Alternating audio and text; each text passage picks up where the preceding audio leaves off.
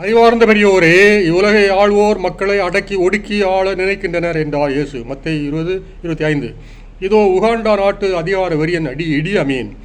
அவன் ஆடாத ஆட்டமில்லை, அடிக்காத கூத்துமில்லை. தனக்கு பிடிக்காதவர்களின் தலைகளை பந்தாடினான்.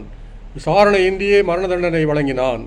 எத்தனை நாளுக்கு பொறுப்பர் குடிமக்கள் புழுக்கள் புலிகளாக மாறினர். விளைவு, கோமாளி இடி அமீன் ஓடி ஒளிந்த இடம் தெரியவில்லை.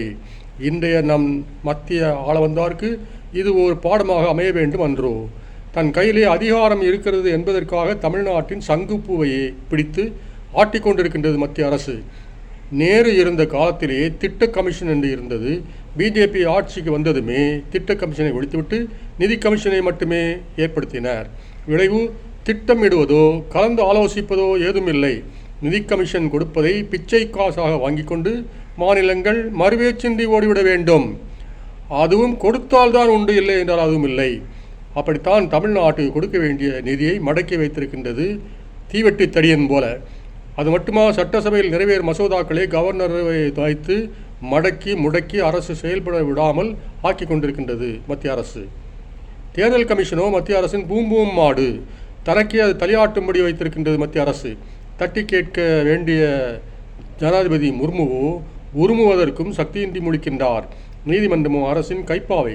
மேலிருந்து பார்க்கும் ஆண்டவன் எங்கே போனார்? பழமொழியே இருக்கின்றது, கணவனுக்கு அடங்காதவள் கொத்தனுக்கு அடங்குவாள். ஆம், மத்திய அரசு என்ற மங்கையோ அடங்கி நடப்பதாக தெரியவில்லை. வள்ளுவர் 4 குறள்களை கூறுகின்றார். அழிவு காலம் நெருங்கி வருகின்றது என்பதை காட்ட. காண்க குறள் 896, 897, 898, 899. அவற்றின் கருத்து என்ன?